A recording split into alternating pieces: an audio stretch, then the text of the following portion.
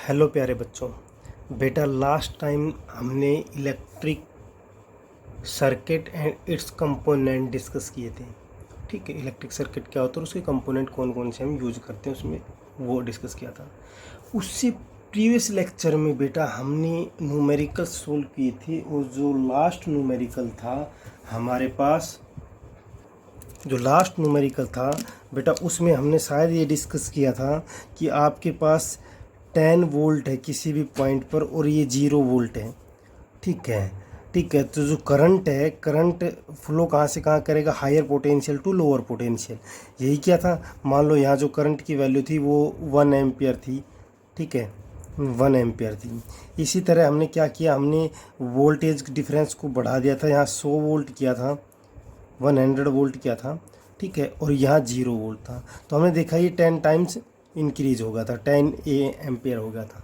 ठीक है, तो हम कह रहे थे उस कॉन्सेप्ट में कि जैसे जैसे हम वोल्टेज को बढ़ा रहे हैं, पोटेंशियल डिफरेंस को इंक्रीज कर रहे हैं, वैसे वैसे हमारे पास करंट की वैल्यू इंक्रीज हो रही है। यही चीज़ें हमने लास्ट में डिस्कस की थी। ठीक है, अब उसी टॉपिक को मैं कंटिन्यू कर रहा हूँ आगे। ठीक है, तो देखिए आगे क्या है, आगे हमारे पास जो मोस्ट इम्पोर्टेंट टॉपिक है वो हमारे पास है बेटा ओम्स लॉ। इस पर न्यूमेरिकल 100% है आपके पास एग्जाम में आएंगे। ठीक से, मोस्ट इम्पोर्टेंट है।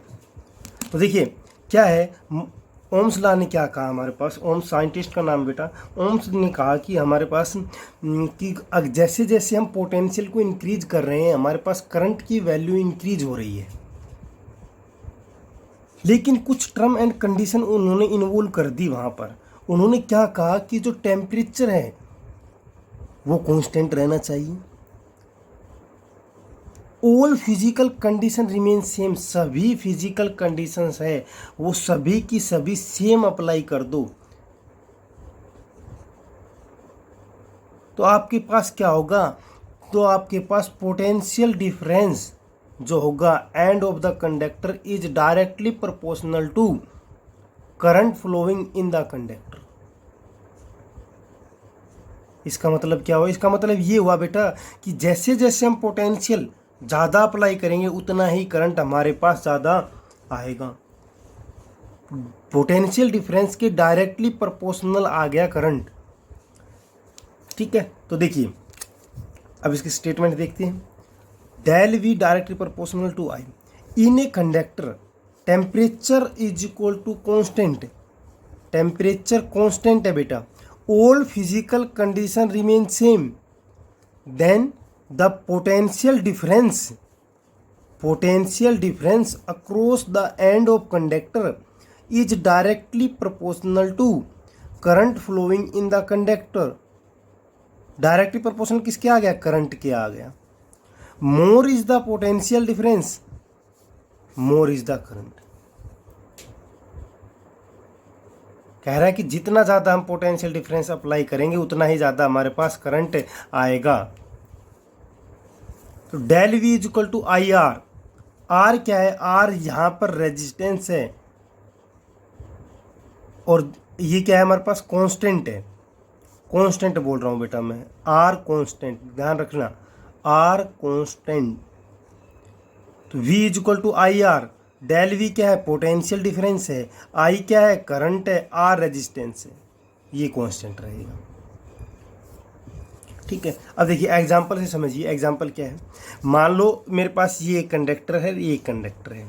ठीक है, अब देखिए एक पॉइंट पर 0 वोल्ट है पोटेंशियल, एक पॉइंट पर 10 वोल्ट है। ठीक है, इलेक्ट्रॉन यहाँ है प्लेस कर दिया, तो इलेक्ट्रॉन कहाँ जाएगा, इलेक्ट्रॉन पॉजिटिव की तरफ जाएगा हमारे पास। मान लो हमारे पास जो करंट आया वो 1 एम्पियर आया। ठीक है, अब मैंने क्या कर दिया, अब मैंने जो पोटेंशियल है वो इंक्रीज कर दिया और वो कितना कर दिया, 20 वोल्ट कर दिया। तो पोटेंशियल डिफरेंस कितना आ गया, 20 वोल्ट आ गया। पोटेंशियल डिफरेंस क्या है, फाइनल माइनस इनिशियल, तो पोटेंशियल डिफरेंस कितना आ गया, 20 आ गया। लेकिन करंट भी कितना आ गया, करंट भी इसकी ट्वाइस आ गया, 2 एम्पियर। क्या है, क्या हुआ बेटा, देखिए क्या हुआ, ये हुआ मेरे पास कंडक्टर है। ठीक है, पोटेंशियल मैंने यहाँ अप्लाई कर रखा है, पोटेंशियल मैंने अप्लाई कर दिया। मान लो 10 वोल्ट मैंने पोटेंशियल अप्लाई कर दी, ठीक है। तो पॉजिटिव पॉजिटिव कनेक्ट कर दिया, नेगेटिव यहाँ कनेक्ट कर दिया। इलेक्ट्रॉन है, ठीक है, इलेक्ट्रॉन इस कंडक्टर में मूव कर रहे हैं। एग्जैक्ट क्या है ये समझिए, इलेक्ट्रॉन मूव कर रहे हैं। तो इलेक्ट्रॉन ये नेगेटिव है, यहाँ से नेगेटिव बैटरी का, ये पॉजिटिव। 10 वोल्ट पोटेंशियल हम दे रहे हैं, ठीक है। तो देखिए नेगेटिव नेगेटिव यहाँ जाएगा, पॉजिटिव यहाँ जाएगा। तो इस पर पॉजिटिव जाएगा सारा, यहाँ पर नेगेटिव हो जाएगा। ये सारा नेगेटिव और ये सारा पॉजिटिव यहाँ जमा हो जाएगा। यहाँ से पॉजिटिव जा रहा है, यहाँ से नेगेटिव जा रहा है। ओके, अब ये इलेक्ट्रॉन क्या करेंगे भाई, इलेक्ट्रॉन मूव करना शुरू कर देंगे। कहाँ पर शुरू कर देंगे, ये इलेक्ट्रॉन पॉजिटिव की, क्योंकि नेगेटिव चार्ज है, ये रिपेल करेगा। पॉजिटिव क्या करेगा, अट्रैक्ट करेगा। तो पॉजिटिव की तरफ जाएंगे, पॉजिटिव की तरफ जाएंगे तो करंट कहाँ जाएगा, करंट जाएगा opposite to the flow of electron, I यहाँ जाएगा। ओके सर, ये केस समझ में आ जाना। अब देखिए सेकंड केस, इसको चेंज करते हैं। सेकंड केस में क्या है, मेरे पास कंडक्टर यही है, सेम कंडक्टर है, फिजिकल कंडीशन रिमेन सेम, इसका मतलब सेम कंडक्टर लिया मैंने, ठीक है। उसका कंडक्टर सेम का मतलब उसका रेजिस्टेंस सेम है। आर कंडक्टर पर डिपेंड करेगा, आर रेजिस्टेंस जो है वो कंडक्टर पर डिपेंड करेगा, वो डेल वी और आई पर डिपेंड नहीं करेगा। ओम्स लॉ की कंडीशन है, ठीक है। तो आर इसका सेम है, यही रेजिस्टेंस है, ठीक है। ओके सर, अब देखिए ये पॉजिटिव ये नेगेटिव, ये मैंने 20 वोल्ट कर दिया यहाँ पर। तो 20 वोल्ट यहाँ गया, यहाँ सारा पॉजिटिव जमा हो गया, यहाँ पर सारा नेगेटिव जमा हो गया, ठीक है। अब देखिए इलेक्ट्रॉन मूव कर रहे हैं, इलेक्ट्रॉन मूव इस साइड करेंगे। बेटा जितना ज़्यादा पोटेंशियल, जितना ज़्यादा पॉजिटिव चार्ज यहाँ होगा, उतनी ही ज़्यादा स्पीड से इलेक्ट्रॉन अट्रैक्ट होंगे। और जितनी ज़्यादा स्पीड से इलेक्ट्रॉन अट्रैक्ट होंगे, इसका मतलब उतना ही तेज़ी से करंट फ्लो करेगा किसी भी कंडक्टर में। यहाँ चार्ज कम था, यहाँ पर चार्ज कम था, यहाँ पर चार्ज की वैल्यू ज़्यादा हो गई, इंक्रीज हो गया। तो इसका मतलब इलेक्ट्रॉन तेज़ी से मूव करना स्टार्ट कर देंगे पॉजिटिव की तरफ, क्योंकि पॉजिटिव चार्ज ज़्यादा आ गया, उसका इन्फ्लुएंस ज़्यादा हो जाएगा। अगर वहाँ पर ज़्यादा है तो इलेक्ट्रॉन तेज़ी से मूव स्टार्ट कर देंगे। जब तेज़ी से मूव स्टार्ट करेंगे तो आपके पास क्या होगा, करंट तेज़ी से फ्लो करने लग जाएगा। इसका मतलब करंट इंक्रीज हो जाएगा वहाँ पर। तो जितना ज़्यादा हम पोटेंशियल इंक्रीज करेंगे, उतना ही ज़्यादा हमारे पास करंट इंक्रीज होता चला जाएगा। ओनली फॉर कंडीशन है कि all physical condition remain same and R remains constant. जो रेजिस्टेंस है वो कांस्टेंट होना चाहिए हमारे पास। तो ये हमारे पास क्या था, ये ओम्स लॉ था, ठीक है। Del V is equal to I R. बेटा आपसे कोई भी ये क्वेश्चन पूछे कि ओम्स लॉ क्या होता है, तो ओम्स लॉ बहुत सारे टीचर ये बोलेंगे V is equal to R I, V is equal to R I. बहुत सारी यही स्टेटमेंट देते हैं, Ohm law is equal to V is equal to R I. नहीं बेटा, ओम्स लॉ ये नहीं होता। Ohm's law V directly proportional to I, V directly proportional to I, बस यही होता है ओम्स लॉ। अगर ये स्टेटमेंट आपको देनी है तो यहाँ आपको लिखना पड़ेगा R is equal to constant and all physical condition remain same. सभी फिजिकल कंडीशन इस केस में सेम होगी and R remains constant. V is equal to R I is not a Ohm law, क्योंकि बेटा अगर R यहाँ पर अगर आपने बोल दिया V is equal to R I is equal to Ohm is known as Ohm's law, तो इसका मतलब V is equal to R I. और अगर आपने नहीं बोला R कांस्टेंट है, अगर R वेरिएबल हुआ तो ये ओम लॉ वैलिड नहीं होगा यहाँ पर, क्योंकि R अगर वेरिएबल हो गया आपके पास तो आप देखिए V बाई आई की वैल्यू चेंज हो जाएगी हर बार। तो इसलिए कहा गया है कि Ohm's law V is equal to R I is not Ohm's law, V directly proportional to I is Ohm's law. क्योंकि जब डायरेक्टली प्रोपोर्शनलिटी कांस्टेंट हम हटाएंगे तो वहाँ का क्या कांस्टेंट आ जाएगा, वहाँ पर R कांस्टेंट आ जाएगा हमारे पास, और जो R है वो कांस्टेंट है ओम्स लॉ में। तो ये ध्यान रखना है आपको, बार बार यही चीज़ें ध्यान रखने की है कि आर जो है वो कांस्टेंट है यहाँ पर। क्योंकि बेटा जब आप नॉन ओमिक डिवाइसेज पढ़ेंगे +2 क्लास में जाकर के, वहाँ पर आपके पास सिलिकॉन और जर्मेनियम आएंगे, वो नॉन ओमिक डिवाइसेज हैं, वहाँ पर भी V = RI होता है फॉर्मूला, लेकिन वो ओम्स लॉ नहीं है। इसीलिए मैं बार बार फोकस कर रहा हूँ इस चीज़ पर कि V = RI is not Ohm law, V directly proportional to I where R = constant is Ohm's law.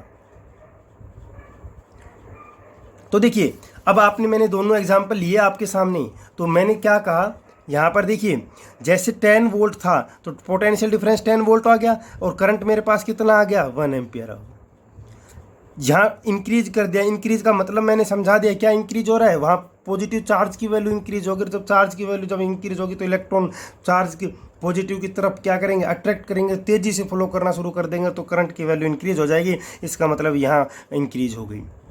लेकिन कंडीशन यहाँ फिर मैंने लिख दिया कि temperature remains constant, all physical condition remain same.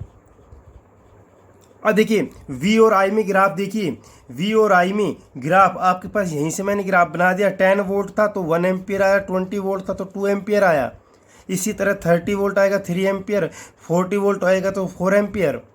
तो ओमिक कंडक्टर के लिए del V directly proportional to I, ये हमारे पास आ गया ग्राफ। ग्राफ स्ट्रेट लाइन आ रहा है, डायरेक्टली प्रोपोर्शनल का ग्राफ हमेशा स्ट्रेट लाइन आएगा। डायरेक्टली प्रोपोर्शनल का जितना भी ग्राफ आएंगे किसी भी क्वांटिटी में, वो हमेशा स्ट्रेट लाइन आएंगे। क्योंकि जैसे जैसे V की वैल्यू इंक्रीज हो रही है वैसे वैसे I की वैल्यू इंक्रीज हो रही है। ग्राफ से देखिए 10 था 1, 20 था 2 एम्पियर, 30 आएगा फिर 3 एम्पियर हो जाएगा। तो ये जैसे जैसे V की वैल्यू इंक्रीज हो रही है वैसे वैसे हर पॉइंट पर I की वैल्यू चेंज हो रही है। ये डायरेक्टली प्रोपोर्शनल का ग्राफ होता है। ठीक है, यहाँ तक आ गया होगा सभी को समझ में।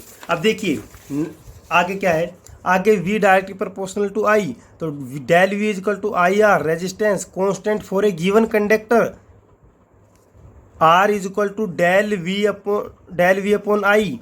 तो R की वैल्यू क्या आ गई हमारे पास बेटा, R की वैल्यू हमारे पास आ गई डेल V अपॉन I, और V/I वोल्ट पर एम्पियर इज नोन एज ओम, और ओम का सिंबल ये है आपके पास। तो रेजिस्टेंस की यूनिट आपके पास ओम आएगी और ओम का सिंबल ये लिखा जाएगा।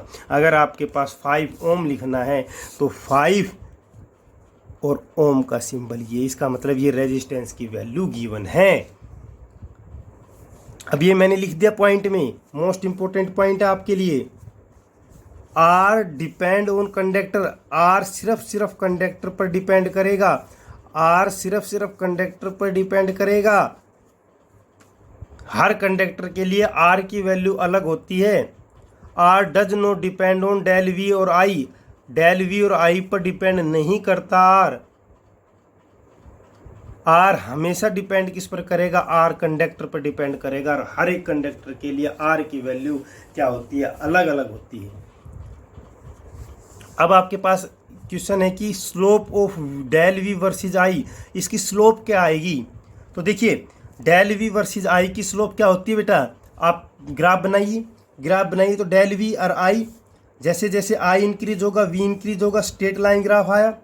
ठीक है, अब आपके पास किसी भी ग्राफ की स्लोप कैसे निकालते हैं कि जो आपके पास ग्राफ आया है उस पर आप टेंजेंशियली लाइन ड्रॉ कर दीजिए, टेंजेंशियली लाइन ड्रॉ कर दीजिए, और वहाँ पर 2 पॉइंट, किसी भी 2 पॉइंट पर आप क्या करेंगे, वैल्यू कंसीडर करेंगे। मान लो मैंने ये 2 पॉइंट ले लिए, ठीक है, तो ये जो बनेगा मेरे पास, ये राइट एंगल ट्रायंगल एक बना दी।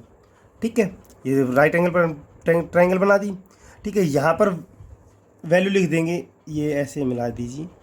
मैं इसको बेटा कैपिटल में थोड़ा सा इसको इंक्रीज़ करके लिख रहा हूँ, और वो इंक्रीज़ कैसे कर रहा हूँ देखिए। इसी को मान लो मैंने ये एंगल बना दिया, ये वाला,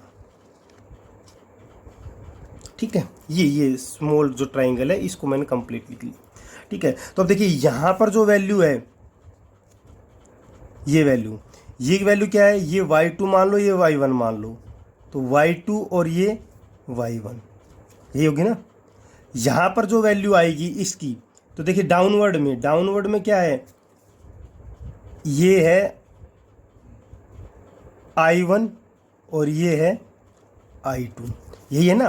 तो देखिए ये इस ट्राइंगल को मैंने यहाँ पर ये ट्राइंगल बनाई है, ठीक है। तो इस ट्राइंगल में देखिए ये वाला पॉइंट क्या है, ये y2 है, ये वाला पॉइंट क्या है, y1 है। देखिए अलग अलग पॉइंट बना रहा हूँ मैं, ये पॉइंट है y1, ये है y2, ठीक है। इसी तरह इस पॉइंट को क्या कह रहा हूँ मैं, इस पॉइंट को मैं कह रहा हूँ बेटा I1, और इसके साथ ही जो पॉइंट होगा वो मेरे पास क्या होगा, वो मेरे पास I2 होगा, ये वाला पॉइंट, ये साथ में थोड़ी सी लाइन सीधी लगानी है आपको, ये I2 हो गया, ठीक है। तो ये I2 I1, ठीक है। तो स्लोप कैसे निकालते हैं, स्लोप को क्या लिखते हैं हम, टेंजेंट थीटा लिखते हैं, ठीक है। तो स्लोप को हम टेंजेंट थीटा लिखेंगे। टेंजेंट थीटा का फॉर्मूला क्या होगा, y2 minus y1 upon x2 minus x1, y2 minus y1 upon x2 minus x1, ये फॉर्मूला है। ये मैंने वैसे समझा रखा, आपको निकालना नहीं है, ऐसा कुछ भी नहीं निकालना है। अगर आपको slope of del v versus i पूछे जाए तो आपको सिर्फ ये ग्राफ बनाना है और यहाँ स्लोप दिखाना है, और डेल v वर्सेस i की जो स्लोप होती है वो r के बराबर होती है, वो लास्ट में लिख देना है। ये समझाने के लिए कैसे निकाली जाती है स्लोप। तो स्लोप कैसे निकालेंगे, y2 minus y1 upon x2 minus x1, ठीक है। तो y2 माइनस मतलब y एक्सिस पर जो है, ये y एक्सिस है मेरे पास, ये x एक्सिस है। तो y एक्सिस पर मेरे पास डेल v की वैल्यू है और x एक्सिस पर क्या है, i की वैल्यू है। तो y1 और y2 ये एक्चुअल में क्या है, ये v2 और ये v1, यही है ना, ये v2 और ये v1 है, ये i2 ये i1 है। आप इसको लिखिए v1 और v2, ठीक है। y एक्सिस पर क्या है मेरे पास, डेल v है, और x एक्सिस पर क्या है, i है, ठीक है। तो देखिए y2 क्या है, v2 है मेरे पास, ओके, और y1 क्या है मेरे पास, v1 है। तो v2 minus v1 upon i2 x2 क्या है मेरे पास, i2 है, और x1 क्या है मेरे पास, i1 है। तो v2 माइनस v1 दोनों का फाइनल माइनस इनिशियल क्या कहलाएगा, डेल v कहलाएगा। i2 माइनस i1 करंट में डेल की वैल्यू, बेटा करंट की क्या है, करंट तो सिंपल एक स्केलर क्वांटिटी की तरह ऐड और सब्सट्रैक्ट होता है भाई। 5 माइनस 3 हम कर रहे थे, 5 माइनस 3 तो 2 एम्पीयर आ रहा था, तो ये क्या स्केलर की तरह ऐड होता है। तो i2 माइनस i1 क्या आएगा, i आएगा, तो i आ गया। तो डेल v अपॉन i क्या होगा मेरे पास, r। तो डेल देखो वैल्यू क्या आई, v2 माइनस v1 चेंज आ गया पोटेंशियल में, okay. i2 minus i1 i आ गया। तो डेल v अपॉन i ऊपर क्या लिख रखा, r, तो r आ गया। तो कह रहा है कि slope of del v versus i हमारे पास क्या देगा, हमारे पास हमेशा r देगा, रेजिस्टेंस की वैल्यू देगा। अब इसमें जो अल्टरनेट क्वेश्चन पूछा जा सकता है वो i वर्सेस डेल v पूछ ले तो क्या निकालोगे आप, वो आप खुद सोल्व करना है और वो मुझसे बताना है कि क्या होगा उसका। Slope of i versus del v अपने आप सोल्व करना है बेटा आपको, ठीक है, ये मुझे बताना है, ये आपके लिए होमवर्क है। अब देखिए नेक्स्ट क्या है मेरे पास, नोट देखिए, नोट लिख रखा है मैंने कि Ohm's law is only valid for ohmic conductor. Ohm's law है वो ओमिक कंडक्टर के लिए ही वैलिड है। और ओमिक कंडक्टर कौन कौन से होते हैं आपके पास, एग्जाम्पल के लिए लिख दिया मैंने कॉपर ओमिक कंडक्टर है। इसका मतलब है कि कॉपर का कोई भी वायर होगी, कोई भी होगा, उसमें क्या होगा, उसमें ओम्स लॉ फॉलो करेगा। वो ओम्स लॉ फॉलो करने का मतलब है कि जैसे जैसे हम पोटेंशियल की वैल्यू, पोटेंशियल डिफरेंस की वैल्यू इंक्रीज करेंगे, हमारे पास करंट की वैल्यू इंक्रीज होती चली जाएगी। कॉपर आपके पास स्मॉल साइज का हो, लार्ज साइज का हो, लार्ज और स्मॉल का हो, कॉपर का जो, अब देखिए आर डिपेंड ऑन कंडक्टर, इसका मतलब क्या है कि ये डेल वी और आई पे तो डिपेंड नहीं करता। इसका मतलब कंडक्टर कॉपर का, मान लो कॉपर की कोई वायर ले ली तो आर क्या रहेगा, कॉपर का सेम रहेगा। तो इसलिए कहा गया कि R depend on conductor only. और आर जो कॉपर के होगा वो ओमिक डिवाइस है। सिलिकॉन और जर्मेनियम जो होते हैं बेटा हमारे पास, वो क्या होते हैं, सिलिकॉन और जर्मेनियम जो होते हैं नॉन ओमिक डिवाइसेस होते हैं। जब आप इलेक्ट्रॉनिक्स का पार्ट पढ़ेंगे +2 में तो वहाँ पर सिलिकॉन और जर्मेनियम आएगा, और वो क्या होते हैं, वो नॉन ओमिक डिवाइसेस होते हैं। और मैं आपको एक बार थोड़ा सा हिंट दे देता हूँ उनके बारे में भी, कि जो उनका ग्राफ बनता है वो सेम V और I में बनेगा, वो भी V और I में बनेगा, V वर्सेस I में ही बनेगा, लेकिन वो ग्राफ वो ऐसा ग्राफ बन जाता है, V और I में ही ग्राफ बनेगा। V = RI को फॉलो करता है, लेकिन V = RI ओम्स लॉ नहीं है, इसलिए मैंने बार बार बोला है आपको। V = V और I में है ग्राफ, V और I में है, ये R की वैल्यू ये मिलेगी हमें, ये R की वैल्यू, लेकिन ये R क्या है यहाँ पर, ये R वेरिएबल है। यहाँ पर ये R जो आएगा, यहाँ पर जो R आएगा वो क्या आएगा बेटा, वो वेरिएबल आएगा, इसका मतलब चेंज होता रहेगा R। तो I और V में जो ग्राफ, वहाँ पर भी V = RI लगता है, लेकिन वहाँ R वेरिएबल होता है, यहाँ V = RI है, यहाँ R कांस्टेंट है, इसलिए हमारे पास जो ग्राफ आता है वो स्ट्रेट लाइन आता है। तो ये चीज़ें आपको ध्यान रखनी है बारीकी से, ठीक है। और जो क्वेश्चन मैंने दिया है उसको आपने सोल्व करना है कि क्या आएगी, जो स्लोप होगी वो ये फॉर्मूला है, यही लगाना है, और सेम प्रोसीजर है इसका, ठीक है। ये आपको करना है, कैसे करोगे ये आपको देखना है, ये आपके लिए होमवर्क है। अच्छे से आ गया होगा समझ में, ठीक है बेटा। सभी ने नोट्स अपने कंप्लीट करने हैं। Bye bye.